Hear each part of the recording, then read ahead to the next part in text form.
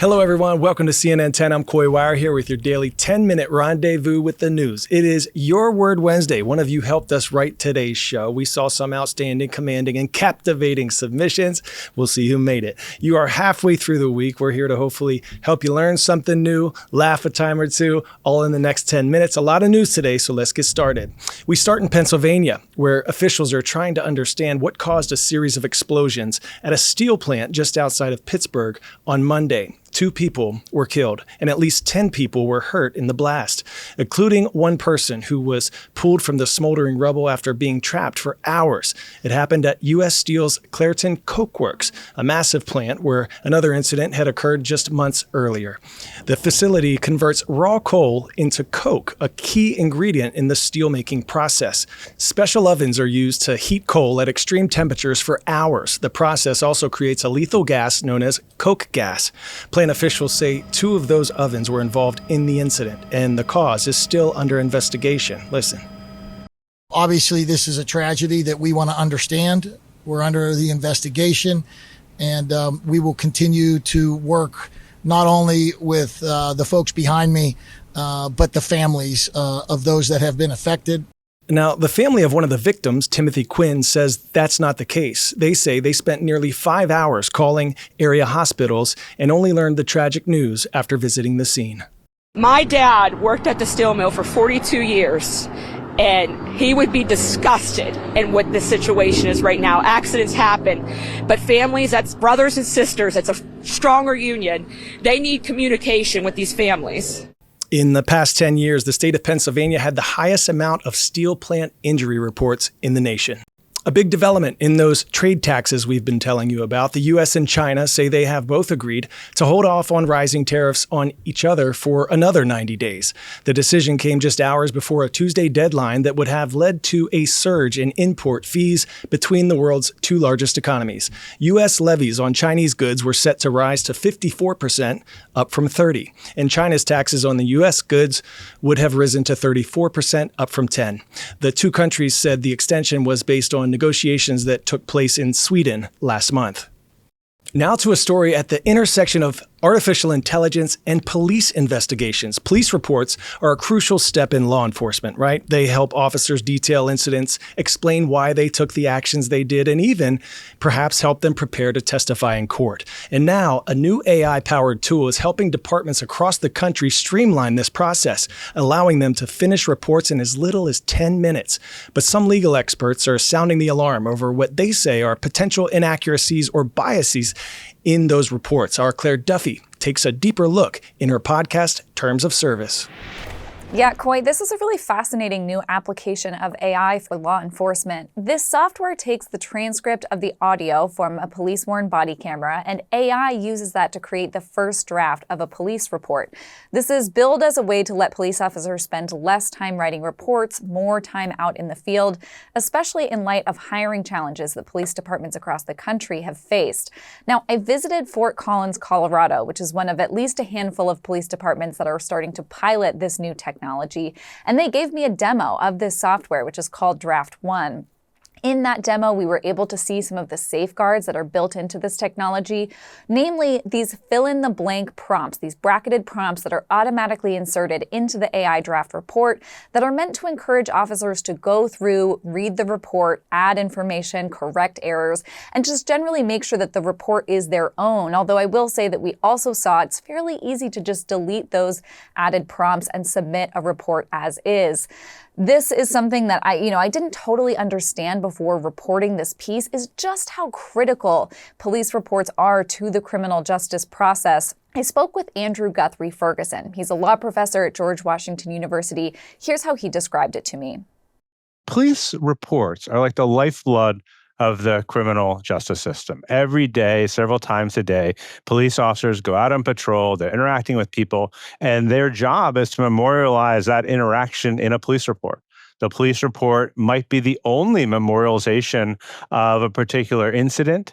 It can be the reason and the way that a prosecutor decides to sort of paper a case, take a case forward and keep charging it. It can be the document that a judge looks at to decide whether or not an individual should be held over.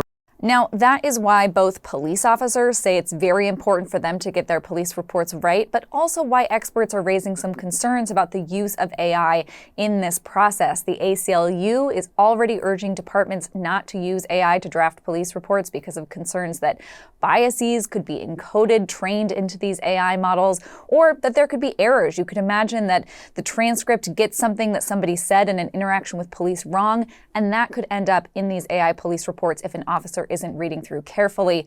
Other experts are just calling for more transparency around this. Axon, which is the maker of this Draft One software, does give police departments the option to add a disclosure that these reports were created with AI, but in most cases, that's optional. However, in Utah, there was a law recently passed that requires that disclosure on reports that were created with AI so that everybody's on the same page about what's happening here. Back to you. Pop quiz, hot shot. More than 75% of all coral species are living in which of the world's seas? Caribbean Sea, South China Sea, Adriatic, or Caspian? Answer is South China Sea. It is estimated to harbor 571 known species of reef-building corals. Now to some shocking new video into CNN 10. New footage of two Chinese military ships crashing into each other. This happened on Monday in the South China Sea. The Chinese Coast Guard was chasing down boats from the Philippines. A Chinese warship then hit its own Coast Guard boat and did heavy damage to its bow. China isn't talking about the incident. The South China Sea has been a flashpoint for disputes between China, the Philippines, and several other nations. Next up, some never-seen-before species that have been found during a recent deep-sea expedition. One with a nickname that's hard to say without a straight face, so we will take the video full now. This guy, named the Big Butt Starfish. Yep, scientists at the Schmidt Ocean Institute stumbled upon it while live streaming their expedition at the bottom of the Mar del Plata submarine canyon, a biodiversity hotspot off the coast of Argentina. Viewers were quick to christen the critter with its new nickname. They even pointed out that it indubitably resembles Bikini Bottom's most famous invertebrate, Patrick Star. Full disclosure, I like big butt starfish and I cannot lie. And we'll now have more on this discovery in the coming days when CNN will be speaking with two of the scientists involved in the discovery.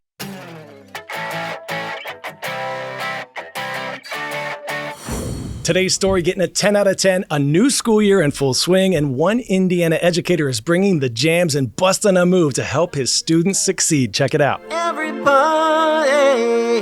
rock that eagle pride. School is back, all right.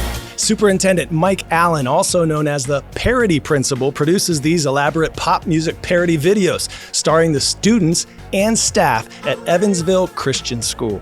The educational earworms turn ordinary announcements into full-blown dance parties and help relay information about everything from snow days to spring break. Allen says he started the videos back in 2014 as a way to spice up the school year, and they quickly became a fan favorite. Now, 11 years and more than 50 videos later, he's still at it, parodying everyone from the Beatles to the Fresh Prince of Bel-Air. He says the videos have been a great way to get everyone from faculty to family members excited for the school day. Listen.